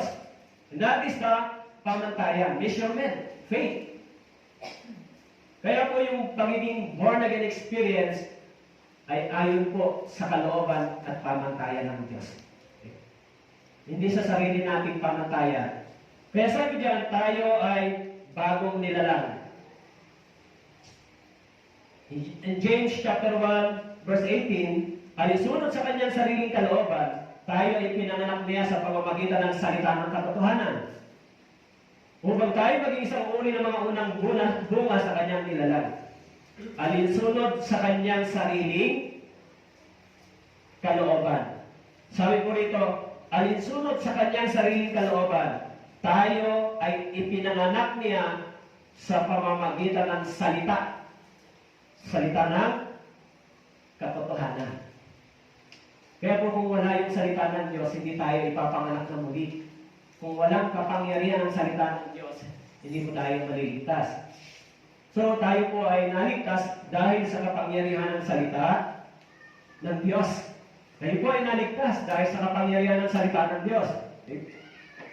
Kaya nung tayo po ay naligtas, meron pong ibinigay sa atin ng Diyos. In Ezekiel chapter 11 verse 19, sabi po roon, bibigyan ko sila ng isang puso. Lalagyan ko sila ng bagong espiritu. Aalisin ang batong puso sa kanilang laman at aking bibigyan sila ng pusong laman. Ezekiel chapter 11 verse 19, bibigyan ko sila ng isang puso, bagong puso. Kung maalala po ninyo, yung puso ng tao doon sa Mark chapter 7, ang sabi po roon, yung kalagayan ng puso ng tao ay punong-puno ng galit, inggit, sama ng loob. Lahat ng bagay na kasamaan ay nasa puso ng tao. Doon sa Marcos chapter 7, nakasulat yung kondisyon na kung paano ang puso ng tao ay napakasama. Kaya sabi dito, binigyan tayo ng puso ng Diyos na tago. Yung pusong laman. Ang ibig sabihin po ng pusong laman, yung dating matigas na puso at masuwain, tayo ngayon ay naging malambot ang puso sa salita ng Diyos. Kaya yung salita ng Diyos ay nagbibigay sa atin ng aral kung ang ating puso ay malambot, madaling matuto, hindi matigas yung puso natin turuan. Kaya kung tayo mga Kristiyano na tunay, no, sinasabi ng Biblia na tayo ay binigyan ng bagong puso. Kaya yung mga tunay na Kristiyano, hindi mahirap turuan, madaling makaintindi ng mga bagay na espiritual. Yan po yung binigay sa atin. Kaya sabi diyan, yung lumang bagay ay lumipas na. Ang mga lumang bagay ay lumipas na. Okay? Ang ibig sabihin, all things o sa lahat ng bagay ay lumipas na. Okay? Iniisip ko yung salitang lumang bagay ay sa atin, marami tayong mga paniniwala. Tama po? Meron tayong tinatawag na sariling paninindigan, sariling paniniwala, prinsipyo. Okay? All things have passed away. Ibig sabihin, yung ating isipan ay nagkaroon ng bagong renew. Okay? Yung ating pag-uugali, pagkatao, ideas, lahat ng mga bagay na pinangahawakan natin ay unti-unti na natin iniwan. Okay? Kaya sabi diyan, all things have passed away. Okay? Or, ang mga lumang bagay ay lumipas na. Kaya, minsan, di ba, yung mga experience namin sa pag-evangelize, doon sa Catanduanes, yung unang punta ko, 2011, yung unang na-evangelize namin na nanay ay El Shaddai. El Shaddai. Maraming mga figurine, maraming mga larawan na iningatan sa bahay. Kaya nung naipangaral yung Ebanghelyo sa kanya, so, doon sa tinitirahan namin, pumunta siya sa umaga, dala lahat sa nakasako. Sabi niya, yung dati niyang paniniwala yan na itong mga ito ay source of blessings para sa kanya, di ba? Dala-dala niya, sabi niya, Pastor, anong gagawin namin dito? Isinako niya lahat. Sabi namin sa kanya, durugin mo. Durugin mo ng martilyo. Basagin mo, tapos saka mo ipon sa lupa. Pero may mga tao na wag daw galawin yan, wag daw galawin. Kasi baka ganito, gano'n. Kaya, sa awa naman ng Panginoon, nanatili naman sila sa church. Hanggang ngayon, wala naman nangyari sa kanila. Umayos naman ang buhay nila. So, yung dati nilang paniniwala, dati nilang prinsipyo, dati nilang pinangahawakan, ay nagkaroon ng bago. Wala na yan. Kaya sa church, may mga tao na matagal na sa church, pero dati pa rin yung kanilang ginagawa and against to the Bible. Kung gano'n, ipinanganak pa silang muli. Kaya mag-ingat tayo. Mag-ingat tayo sa church. Minsan, nagiging problema natin yan sa church, di ba? Siya ay born again na rin Born again na rin siya, pero yung dati pa rin yung kanyang ginagawa. Paano yun? Yung salitang born again, may bago. Tama po? Kapanganakan muli, yung creation. Pero, yung ginagawa, old creation pa rin. Hello, brothers and sisters. Ngayon, kapatid mo ba sa Panginoon yung mga gano'n? Brother, sister ko yan. Brother ko yan. Habang ginagawa niya yung gano'ng bagay, brother ba siya?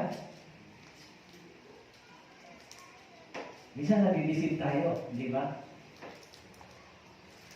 Kaya sinasabi ng Biblia na tayong mga Kristiyano ay dapat maging matalino katulad ng ahas, maging maamo katulad ng kalapati. Kasi minsan kami nagsasabi, born again niya, mabait siya, hindi mabait ako. Kasi pag sinabing mabait ka minsan, nakala nila, kahit inaampi ka na, kahit ginagawa nila yung mali sa Biblia, laban na sa Biblia, hindi ka pa rin kikibo. Siyempre, kung yung church, brothers and sisters, kung yung mga brothers and sisters, yung church ay sinisira na, winawasak, kung yung church ay nilalagyan ng mga damage na hindi maganda, kailangan natin proteksyonan yung church. Tama po? Hindi mo sa paraan ng pakikipag-away, pakikipaglaban. Alam nyo, ako ang ugali ko pag sa mga ganon, pag may mga bagay na ganon, tawagin natin, umupo tayo pag-usap. Ano po yung kasalanan namin sa inyo? Ano po yung problema? Meron ba kami nagawang mali o ganito pakipaliwanan? Kasi parang hindi yata ayos yung ganito. Wala naman ang masama sa pag-uusap. Tama po? Pero kung may mali kami, sana ipatawad sa amin at maikorek namin ang aming sarili. Pero kung ginagawa, ay sana wag naman nung ganito. Hello, tama mo? Kailangan natin ipagtanggol yung katotohanan at kabanalan ng Diyos sa paraang hindi tayo nagkakasala. Hello, pwede ho ba yan? Kaya ho, kailangan tayo ay maging matalino sa pakikitungo, pakikibahagi. Huwag tayong lumaban sa emosyon kasi walang mangyayari dyan. Di ba? Makikipaglaban ba tayo ng laman sa laman? Hindi. Huwag tayo makipaglaban ng laman sa laman. Makipaglaban tayo sa pananampalataya na hindi tayo magkakasala. Hello, naintindihan niyo po? Kasi minsan yung mga Kristiyano, sa totoo lang kahit tama ka, minsan kahit tama tayo, minsan wala tayong karapatan eh. Hindi ba? Pero kung tayo ay mahinahon, kung tayo ay makikipag-usap ng maayos, kailangan natin harapin yan kahit minsan mahirap. Kahit sa church. Alam nyo, minsan sa church may experience na minsan kahit masakit na mag-usap para i-correct yung mga bagay na mali-mali, kailangan mong kausapin at mag-usap. Diba? Bakit po? Kasi minsan yung words of God ay sinusugatan tayo. Pag tayo ay tinutuwid ng words of God, tayo ay nasusugatan. Pero kung tayo ay humble, mabilis lang tumanggap ng pagkakamali, mabilis lang bumalik at lumapit sa Diyos, mabilis din yung healing ng Panginoon sa atin. Pero kung hindi tayo tumatanggap ng correction, hindi tayo tumatanggap ng pagtutuwid, mas matagal yung proseso ng kasi yung puso matigas. Tama po? At habang matigas yung puso, yung hammer, yung words of God ay parang hammer. At minsan yung words of God ay parang sabi daw nangihiwa sa atin kasi yung puso natin ayaw magpaturo. Kaya yung mga na-born again, nagkaroon sila ng bagong puso, pusong laman. Malambot na yung puso nila. Ibig sabihin, madali na silang tumanggap ng pagkakamali. No, pag tayo ay mali, huwag na tayong makipag-argue pa. Hindi ba? Eh mali, ano gagawin mo? Kahit kailan pag mali, hindi ka mananalo. Isa na, tama ka, hindi ka pa rin nananalo di ba? Kaya minsan, may mga bagay na kailangan natin manahimik. Keep silent na lang. Sige, maghintay tayo ng panahon. Alam niyo bang isa, kailangan tumahimik din tayo. Keep silent. Pag meron tayong mga bagay na naranasan minsan, di ba? Si Job, anong ginawa ni Job? Tumahimik lang siya. Pero sa Diyos siya nakipag-usap sa Diyos. Kaya, yung mga nabuborn again, meron silang bagong pagkatao. Kaya doon po sa Romans chapter 12, nakasulat, verse 1 and 2, kaya mga kapatid, sinasamok sa inyo, alang-alang sa kahabagan ng Diyos, na inyong ialay ang inyong makatawan na isang handog na buhay. Banal na kasiya siya sa Diyos na siya yung makatwirang paglilingkod. Verse 2, huwag ninyong tularan ang sanlibutan ito, kundi magbago kayo sa pamamagitan ng pagbabago ng inyong pag-iisip upang mapatunayan ninyo kung alin ang mabuti, kasiya-siya at lubos na kalooban ng Diyos. So, yung redemption, yung new creation, perfect redemption ay hindi lamang tayo tinubos ng Panginoon doon sa tinatawag na past, present, and future sin. Detail, yung ating heart, yung ating mind, yung ating lips, yung ating kamay, yung gawa natin ay kasama ito. Package, tama po? Kaya, yung isipan dito ay na-renew din, renew. Yung dating masamang isipan ay nagkaroon ng bagong makabanal na pag-iisip. Yung dating salitang marumi, ngayon ay ang lumalabas ay mas mabuti as tama. Yung dating ginagawang mali, yung gawa natin pagkatapos ma-born again ay mas naging tama at maayos. Yung puso natin dating marumi ay binigyan tayo ng bagong puso. Kaya yung redemption ng Panginoon sa atin by the blood, binigyan tayo ng bagong pagkatao. Tama po? Ganun mo ba kayo? Na-experience nyo ba yan? Kaya po yung new mindset and new desire. Doon po sa Ephesians chapter 4, verse 22 hanggang 24. Alisin ninyo ang dating paraan ng inyong pamumuhay dating pagkatao na pinasama sa pamamagitan ng mapandayang pagnanasa. Magbago sa espiritu ng inyong pag-iisip. Kayo magbihis ng bagong pagkatao na nilalang ayon sa wangis ng Diyos, sa katwiran at kapanalan ng katotohanan. Alisin ninyo ang dating paraan ng inyong pamumuhay, ang dating pagkatao. Dating paraan. Meron tayong sariling paraan. Hello, tama po? Pagod na ba kayo? Ha? Pagod na? Alam nyo, minsan naranasan ko po mag-preach sa Katandawanis, 2 oras na pala naibiti ko napansin. Kaya, nung nakarang linggo, hindi ko rin natapos ito, mukhang hindi ko rin matatapos ngayon. Kasi nandito pa lang ako sa pangatlo, di ba? Nandito pa lang ako sa mga lumang bagay ay lumipas na. Meron pang isa. Tama po? Kasi itong verse 17, hinati ko sa 4 na topic. Mapansin po ninyo. Yung una ay, kaya kung ang sino man ay nasa kay Kristo. Yung ikalawa, siya'y bagong nilalang. Ang ikatlo, ang mga lumang bagay ay lumipas na. Meron pang isang natitirang puntos. Okay lang ko kayo? Makapagod na ako yung iba makinig. Ano, magpo-closing prayer na? Kasi, kaya ako, minsan, gusto ko magturo ng medyo mahaba kasi ito lang yung ibinibigay ninyong quality time sa pakikinig. Hello, nandyan po kayo. Kaya gusto kong i-grab at samantalahin yan, itong pagkakataon ito. Kasi pag umalis po kayo, bowling o busy kayo, di ba? Yung iba siguro hindi nakakadalo ng Wednesday, yung iba naman ay baka hindi nakakapagpasa ng maayos.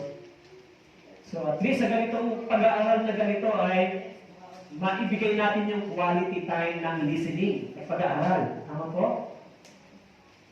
Kasi kung hindi kayo lalago sa salita ng Diyos, kung hindi po kayo lalago sa espiritual na kalagayan, hindi po kayo mamunga, di ba? At yung paglago po ninyo nakabase dito sa kapangyarihan at pag-aaral ng Biblia. Dito po nakabase. Hello, nandiyan po. Naintindihan niyo po? Kaya nga ho, sabi po, alisin niyo ang dating paraan ng inyong pamumuhay, dating pagkatao, pinasama sa pamamagitan ng mapandayang pagnanasa. Ephesians 4:22 hanggang 24. Magbago sa espiritu ng inyong pag-iisip, kayo magbihis ng bagong pagkatao na nilalang ayon sa wangis ng Diyos, sa katwiran at kabanalan at katotohanan. Kaya sabi po rito, binigyan tayo ng bagong pag-iisip, binigyan din tayo ng bagong puso. In Ezekiel chapter 36, verse 26, binigyan tayo din ng bagong puso, bagong pag-iisip. Kaya itong bagay na ito ay nagbabago yung ating mga ginagawa. Siyempre, hindi naman po ang ibig sabihin dito ng Panginoon, nung tayo na born again na lahat ng ginagawa natin ay wala na. Hindi po yun ang ibig sabihin. Bagamat meron tayong pagnanais sa katwiran at kabanalan, meron pa rin sa ating pagnanais para saan? Sa kasalanan. Naintindihan niyo po? Kaya, dapat sa ganitong sitwasyon, meron tayong malagong espiritual na pagkatao. Kaya sabi doon sa Hebrews chapter 5, verse 13 to 14, yung mga mature na Christian, nati-discern nila yung good and evil. Dahil nag-grow sila sa spiritual na kaalaman. Kaya kapag nandyan yung evil temptation, dahil nag-grow sila sa words of God, nag-grow sila, naisip nila na, ito ay hindi tama. Meron silang malakas na spiritual na pagkain, malusog spiritually, kaya yung kasalanan ito ay napagtatagumpayan nila dahil may tulong ang Espiritu ng Diyos sa kanila. Kaya ho, kapag lumago po kayo spiritually, magkakaroon po kayo ng salitang ayaw ko. Magkakaroon po kayo ng desisyon na hindi. Ibig sabihin, tatanggi na kayo minsan sa mga kasalanan na maaaring iaalok sa inyo. Ay, hindi. Ayaw ko yan.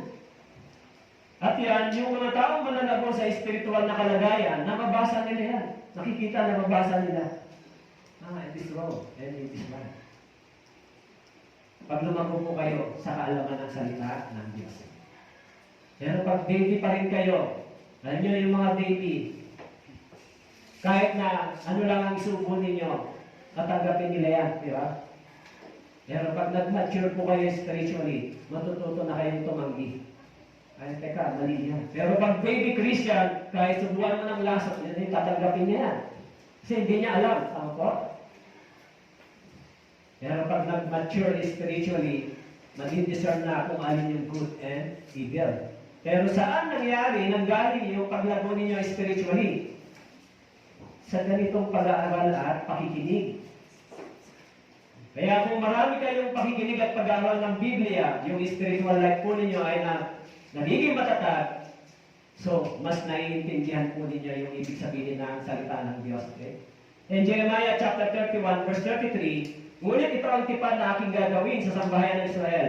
Pagkatapos ng mga araw na iyon, sabi ng Panginoon, ilalagay ko ang aking kautusan sa kanilang kalooban at aking isusulat yan sa kanilang mga puso at ako'y magiging kanilang Diyos at sila'y magiging aking bayan. At you know, before yung words of God ay nakasulat sa bato, sa stone. Pero after the born again Christian, yung words of God, yung law ay sinulat sa ating mga puso. So kahit walang stone, yung words of God ay nakasulat sa ating puso, nare-realize natin kung ano ang tama at mabuti. Kaya yan yung puso ng mga born again Christian, yung law ay hindi lang nakasulat sa tablet at stone, nakasulat na saan? Sa ating heart. Inilagay ng Panginoon. Kaya naintindihan natin yan. Okay? So all things has passed away. Okay? All beliefs, all habits, all thinking, all values and system, priorities, desire, works in our will. Ngayon, lahat ng ito ay nakapailalim saan? Sa kalooban ng Diyos. Kaya yung mga bagay na ginagawa natin, humihingi tayo ng gabay sa Diyos. Sige, kung yan ang kalooban ng Diyos, mangyari. Kung ito ang kalooban ng Diyos para sa akin, ay mangyari. Natututo na tayong maghintay, natututo na tayong lumapit at humingi sa Panginoon. Natututo na tayong hanapin yung kanyang kalooban. Okay? Kaya nga, sinasabi ng Biblia na in Colossians 3:7, ang mga ito rin ang nilakaran niyo nung una nang kayo nabubuhay pa sa mga bagay na ito. Ngunit ngayon, itakpin ninyo ang lahat ng mga ito, galit, puot, masasamang pag-isip, panlalait at maruming pananalita mula sa inyong bibig. Huwag na kayong magsinungaling sa isa't isa. Yamang hinubad na ninyong dating pagkatao, pati ang gawa nito. At kayo magbihis ng bagong pagkatao na binabago sa kaalaman ayon sa larawan ng lumalag sa Kanya. In Colossians chapter 3, verse 7 hanggang 10. Tayo ngayon ay may bagong nilalakaran, may bagong pagkatao. Okay? Kaya, nagbago na rin yung destinasyon. Pero alam niyo po, doon sa Mateo chapter 7, sabi ron, may dalawang pintong nilalakaran yung mga tao, di ba? Isang makipot at isang maluwang. Eh, yung mga na-born again, mga Kristiyano, lumipat na doon sa makipot na pintuan. Doon na sila naglalakad ngayon. Ano yung makipot na pintuan? Yan yung sinatawag na pagdurusa, sometimes yung sakripisyo, sometimes yung persecution dahil kay Kristo, yan yung makipot na pintuan. Pero mas maraming lumalakad dito sa walang pagdurusa, wala kay Kristo, mas malapad yung kapahamakan para sa kanila. Kaya yung mga Kristiyano, lumalakad na sila sa makipot na pintuan. At yung makipot na pintuan na yun, yan po ay si Jesus Christ. Okay? Lumalakad tayo kasama ng Panginoon. Kahit mahirap minsan, may struggle, may persecution, may trials, tuloy-tuloy pa rin. Sige na. Okay? Last, sabi po rito, all things have become new. Sabi diyan, ang lahat ay naging bago. Okay? Ano po ang ibig sabihin nito? Yung ating perspective ay hindi na lang nakapokus sa mga material na bagay, sa worldly things. Hindi na tayo nakapokus lang dito sa worldly things. Meron na rin tayong focus para sa mga eternal na bagay. Hindi lamang tayo gumagawa na para sa mga bagay sa katawan, sa physical, para sa lupa, gumagawa na rin tayo para sa eternal things o sa mga bagay na pangwalang hanggan. Kaya sabi diyan, all things have become new. So yung purpose ng buhay natin ay hindi na lamang para humanap ng pagkakapirahan, hindi na lang para pakainin yung katawan, hindi na lang para makahanap ng magandang buhay. Ang purpose na rin natin ngayon ay magbigay na rin ng kaluwalhatian sa pangalan ng Panginoon, na dati hindi natin ginagawa. Siyempre, hindi naman bawal magtrabaho, pero magtatrabaho ba kayo mula Monday hanggang Linggo? Wala na kayo para sa Diyos. So, hindi yan ang purpose ng buhay natin. Alam nyo, kung gano'n ang gawain ng isang tao, nakapailalim sila doon sa curse na ibinigay ng Diyos kay Adan. Sinabi doon, sa pagod ng iyong katawan, no? Yung kanyang pagtatrabaho mula from the body to the dust. Diba? Sabi doon, hindi ka kakain kung hindi ka magtatrabaho.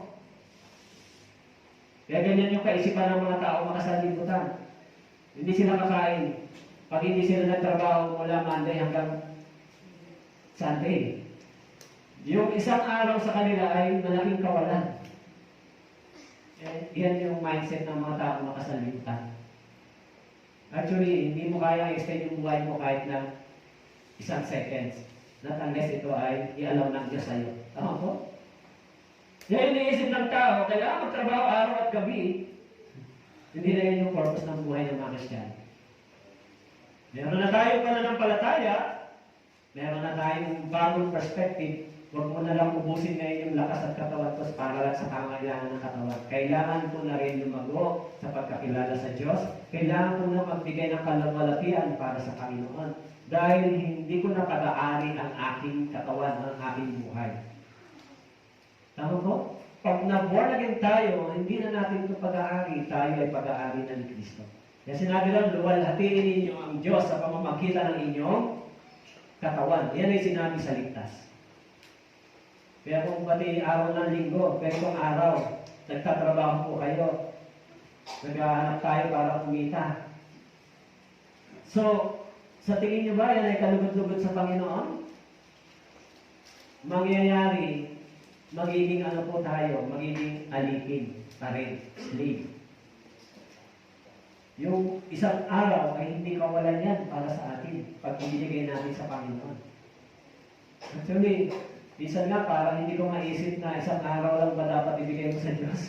Dapat araw-araw talaga ibigay mo sa Panginoon, di ba? Kasi lahat naman sa Kanya yan. So, lahat ay naging bago. Kaya sinabi ni Paul, ginawa ko ang lahat ng mga bagay dahil sa Ebanghelyo upang ako'y magkaroon ng bahagi sa mga pagpapala nito. Okay? So, kung tayo po ay tunay na nagkaroon ng bagong pagkatao, sabi diyan, kaya kung ang sino man ay na kay Kristo, siya ay bagong nilalang. Ang mga lumang bagay ay lumipas na. Tingnan ninyo, ang lahat ay naging bago. Kaya kung kayo po ay tunay na nakatanggap ng talatang ito, kung yung talatang ito ay naging makapangyarihan na sa inyo, nangyari na sa inyo, kung ang talatang ito ay dumating na sa inyo at naging makapangyarihan sa inyo, nangyari na sa inyo ang talatang ito, dapat tayo ngayon ay nakay Kristo. Dapat tayo ngayon ay may bago ng pagkatao. Dapat tayo ngayon ay hindi na lang gumagawa para sa sanlibutan ito, para sa mga worldly at physical needs, kundi ngayon gumagawa na rin tayo para sa pangwalang hanggan. Kaya sana dito sa church, ito po ay para sa inyo, itinayo rito. No? Tumulong po kayo at sumuporta sa gawain na meron dito. Dito kayo mag-i-invest. Yung mga kabataan, dito kayo mag-i-invest. Ito yung second home ninyo. Okay? The spiritual family. Kaya, kung may mga gawain, evangelism, may mga gawain dito kayo, dapat sumuporta. Dahil darating ang araw, yung mga magulang, kapatid, o magiging pamilya nyo, dito sila maliligtas. Hello, tama po? Kaya sabi diyan, kaya't kung ang sino man ay naka kay Kristo, siya ay isa ng bagong nilalang. Nawa, ito na nga tayo. Okay? So tayo po manalangin. Ama namin Diyos, salamat po sa inyong salita. Kung kami ay nasa inyo, meron po kaming security sa aming eternal destiny. Secure po kami sa na kami ay muling mabubuhay, kasama po ninyo Panginoon at lalakad kasama po ninyo. Tulungan niyo po yung mga brothers and sisters na lumago sa salita ng Diyos. Maraming salamat po. Ito po ang aming dalangin sa pangalan ng Jesus. Amen.